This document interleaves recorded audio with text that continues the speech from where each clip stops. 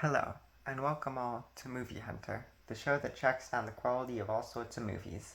My name is Hunter, and today in the 25th episode, our target is the very first MCU film, Iron Man, produced by Marvel Studios and distributed by Paramount Pictures. The idea for a film based on the comic book character of Iron Man had been in the works since April of 1990, when Universal Pictures purchased the rights to the character. As plans changed and the movie-making rights of Iron Man shifted from Universal to 20th Century Fox and from Fox to New Line Cinema, many different writers and changes to the script were made. In November of 2005, Marvel Studios had begun production from scratch, though struggled to pick up writers for it. They also had to do some work with the general audience, who were largely unaware of the character when compared to characters like Spider-Man or the Hulk. To help with this and clarify that Iron Man wasn't himself a robot, they released 3 animated short films titled Iron Man Advertials. A script was eventually written by Art Markham and Matt Holloway, and a second script by Mark Fergus and Hawk Oatsby. The 2 scripts were combined and polished by John August, and a team of comic book staff were asked to give advice on the script. The team containing Mark Miller, Brian Michael Bendis, Joe Quesada, Tom Bivert, and Axel Alonso and Ralph Macchio. Numerous actors were considered for the role of Iron Man, including Sam Rockwell, who would go on to play Justin Hammer in Iron Man 2. But the director pushed for Robert Downey Jr. to get the role, which he did. Versions of the script contained the villain being the Mandarin, as well as a reference to Sam Raimi's Spider-Man 2, in which it would have been revealed that Stark Industries made Dr. Octopus's mechanical arms. The end credit scene with Nick Fury was also changed much, one in which he made references to the Hulk, Spider-Man, and the X-Men, but was cut due to different film rights owners. To help market the film, there were several tie-in comics, a video game produced by Sega, and an ad at the Super Bowl. The film released on April 30th, 2008 in international markets, and later on May 2nd, 2008 in the United States. The film made $585.8 million on a budget of $130 to $140 million, would get 2 sequels, and marked the beginning of the much larger Marvel Cinematic Universe. The film was received well critically. It was nominated for 57 awards, of which it won 9 of, and in 2022 was selected by the Library of Congress for preservation in the National Film Registry. The director was Jon Favreau, and the screenplay was by Mark Fergus, Hawk Oatsby, Art Markham, and Matt Holloway.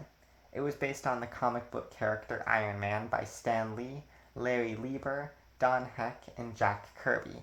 Avi Arad and Kevin Feige were the producers, and the music was by Ramin Djawadi.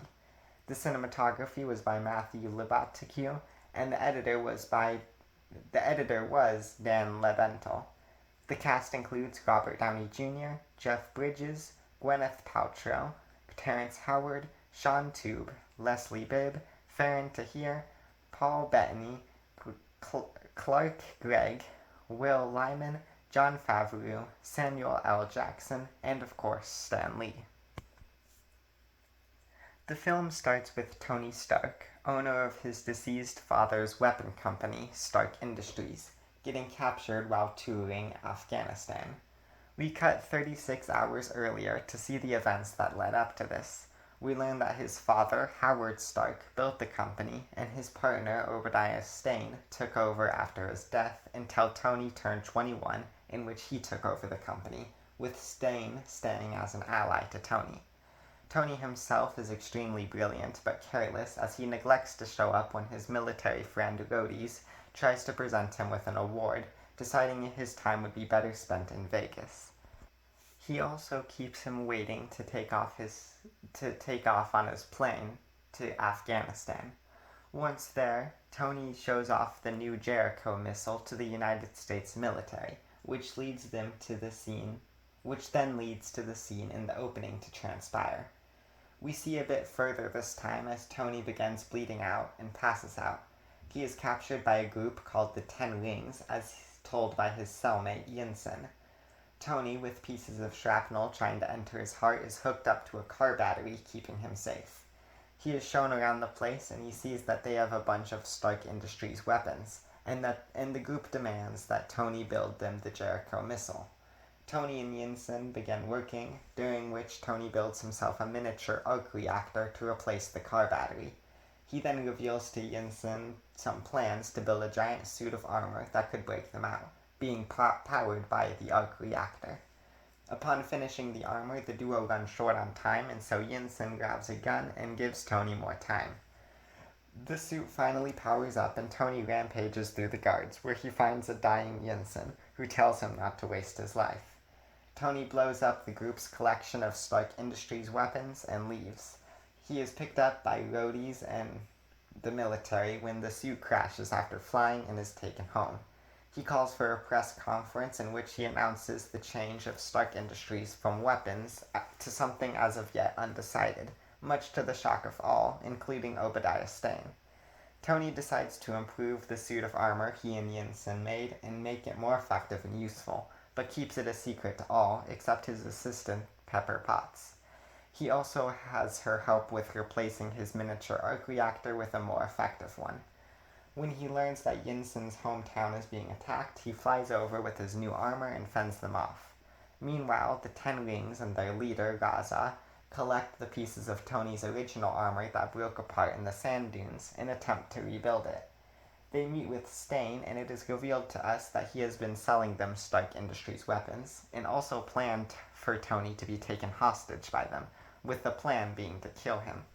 When the Ten Rings went with their own plan, keeping Tony alive, though eventually escaping, Stane had them killed and takes the original suit. When Tony and Pepper discover Stane's betrayal, and Stane struggles to miniaturize the arc reactor, Stane stuns Tony and takes his. Tony, with not much time left, is able to grab his old arc reactor and grab his suit to face Stane. When Pepper, Agent Phil Coulson, and S.H.I.E.L.D. agents go to arrest Stane for his crimes, they discover that he built his own suit, using Tony's first one and his new arc reactor. Tony has to fight Stane, ultimately killing him by using the trials and errors he overcame when testing the suit. The next day, Tony admits to the public his role as the mysterious Iron Man, and the film closes. The post-credit scene shows Tony being confronted by Nick Fury of S.H.I.E.L.D. about something called the Avengers Initiative. First off, we must start with Tony and his transformation into Iron Man. It's the classic story of the rich, spoiled guy who becomes humbled through hard work and struggle, and becomes a more caring and kind person. Being a story that most have heard time and time again, I think it really comes down to what the story does to make this unique. I think Iron Man does a good job in this regard. Tony, while still careless and highly advantaged by his father's fortune, is no stranger to hard work himself. This, along with his charismatic personality, allows for a first act that doesn't feel done before or boring, as well as setting up important plots for the rest of the things the film attempts to do. The villain, Obadiah Stane, is quickly and effectively set up through Tony's setup. Tony's ability with technology initially seems like a bad idea because by making him hardworking and therefore less instantly dislikable, this actually works to its advantage. By having him be good at technology, he is able to build himself a mini arc reactor, a suit to escape, and a way to hide his plans from the Ten Rings. It also allows him to feel more guilty when he learns about the weapons being used for evil by the Ten Rings, as he is the designer of the weapons, not just the distributor of them. His character arc from here on out is pretty standard for these types of movies, but I enjoy some things like how he immediately shuts the weapons manufacturing down, and when he learns about Yinsen's hometown being destroyed, he goes to liberate it. Other than his character arc, I enjoy how he goes through trials and errors with his suit design, though I wish we got to see more of it. In particular, I like how he tests out how far that he can fly up and runs into the problem of the suit freezing, and so the next iteration fixes that. And what's more is that this comes back in the finale when defeating Obadiah Stane, but more on that later. As I briefly mentioned earlier, Tony also has a very fun and sarcastic personality to him that's fun to watch, and thanks in equal parts to his funny lines and Robert Downey Jr.'s performance. As for the ending, in which Tony announces it to the world that he is Iron Man, I was somewhat mixed on it, but I've been growing to accept it. At first, I thought it was a very careless action that was merely done in an attempt to make him cool, and in stark contrast to the brilliant ending of Sam Raimi's first Spider-Man movie, in which Peter has to bear the burden of his secret identity. Since then, however, I've come to realize that this is an unfair comparison in many ways, as they are seeking to tell two very different stories, and this ending fits for the type of story it's trying to tell. In the beginning, Tony never thinks about his legacy or the kind of person he is. Then he is captured, he discovers the kind of person he really is, and he becomes ashamed of who he is. This ending, however, him declaring to the world that he is Iron Man, shows that he has made himself proud of who he is now. All in all, I'd say that Tony is a pretty good main character. His character arc, while somewhat of a cliche, is done uniquely enough to still be fun, and his character has a lot more to it than just that, even if that first act is definitely the best in this regard. Next, I'd like to discuss the various side characters throughout the film. Firstly, Pepper Potts, who is probably the most well utilized. I think she mostly works well as her own character rather than the love interest for Tony. The two have a very strange and largely unidentified relationship. It's obvious that they care for one another, but it can largely come across as just friends, at least to me, which isn't helped by the fact that Tony makes out with a news reporter earlier on in the film, and it is implied that this sort of thing is not uncommon. Otherwise, Pepper does have quite a few cool moments of her own, such as when she keeps Tony's old miniature arc reactor, despite the fact that he didn't want to keep it. And she decides to put it in a case with the words, "proof that Tony Stark has a heart" around it, which is not only a sweet gesture, but ends up saving his life when Stane takes his new one. Stark's best friend, Rhodes, maybe, is rather unutilized in this film, and seems more like laying the groundwork for future appearances. Not necessarily a bad thing, but he doesn't really have all that interesting things going on. His relationship with Tony, while well defined in a couple of scenes, don't ultimately amount to much. Same goes for his tease at being the character War Machine in the future. Still cool though. Agent Phil Coulson is in a similar boat, with mostly just being set up for the post-credit scene, which in itself is a setup for future films. Again, not necessarily a bad thing, but leaves something to be desired in terms of this story. He is rather funny in a few scenes, however, and I like his running joke of not being able to get an appointment with Tony, leading to his inclusion in the final act, which is more than I can say for Rhodes, unfortunately. Yinsen is an amazing character and easily one of my favorites. Yinsen serves as a great accomplice to Tony when he is held captive, and I love how Tony initially doesn't see the point in doing anything at first, saying how he'd likely be dead in a week, and Yinsen simply replies that it must be a very important week for him then. When the Ten Rings get tired of waiting, they threaten to kill Yinsen, but Tony sticks his neck out for him and saves his life, declaring his first good deed for another at the risk of himself, after his world has been turned upside down. Yinsen and Tony make for a great duo with a very realistically paced friendship. I love how Tony comes to deeply care for Yinsen, and when he dies, Tony tells him that he still needs to see his family, which leads to the sad twist that his family is already dead, and that he is going to see them again. In his final moments, Yinsen tells Tony not to waste his life, which Tony takes to heart and changes the way things are done at Stark Industries. Yinsen, for only being in the first act, makes a great impression and is easily one of my favorite characters. Happy Hogan is also a character in this who doesn't really do much of note yet. Nick Fury has a really cool post-credit scene, but not much to really analyze. Overall, the side characters are alright overall. Some are good, others are mostly underused, but none are outright bad, I'd say. That really only leaves one thing left, and that is the villain, Obadiah Stane. One thing I will note right off the bat is that while I admire the restraint of the film to not say Iron Man until the end of the film, I think that doing the same thing for the villain is strange. Obadiah Stane's name is said various times, but his villain name, unless I am mistaken, is Monger, which is not said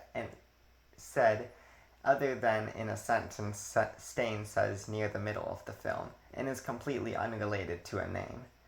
Other than this odd choice, Stane's villain arc is really well done. In his introduction, it seems as though he is a kind accomplice to Tony, though one could easily see the potential for jealousy, being Tony's father's friend who didn't get to take over the company for long. The reveal that he set up Tony to be kidnapped by the Ten Rings is well set up, and it's crazy yet not unrealistic at all, the way he casually admits to Tony that he has been selling his weapons directly to the Ten Rings. The Ten Rings themselves aren't too terribly interesting, and for being characters directly belonging to the comics, I feel like they should have had more of a presence in the film, but simply get overshadowed by Stane. That being said, Stane is a really good villain still. Jeff Bridges does a really good job playing the character and making him very menacing and a big threat to Tony. I'd say that my biggest gripe with the character is that they killed him off, which made it impossible for him to return in the future, which I feel like could have had a lot of potential. Similarly, the way he is killed is very strange. Unless I missed something, Tony tells Pepper to overload the large arc reactor when he gets out of the way. Tony is unable to get out of the way, but tells Pepper to overload it anyway. When she does, Stane dies and Tony's just fine, I guess. I do like, however, that Tony uses his trials and errors to defeat Stane, who rushed the process all in the name of profit rather than the benefit of humanity. It really demonstrates the difference between the two quite effectively. While not quite reaching the highs of Green Goblin or Dr. Octopus in Spider-Man 1 and 2, Stane still makes for a surprisingly good villain. I give Iron Man an 8 out of 10 for being a really good time throughout. Not one of my favorite comic book films I've reviewed so far, but that's simply because of my fondness for Spider-Man stories. That being said, Iron Man is still a great time with a lot of good moments and a post-credit scene that really gets potential going forward, which, as we all know, paid off immensely. Definitely good for a revisit every once in a while to see where it all started. Well, that's all, folks. I hope you enjoyed, and feel free to share any opinions you had on the movie. A new episode releases each week, so stay tuned to see which film I cover next. And in case I don't see you, good afternoon, good evening, and good night.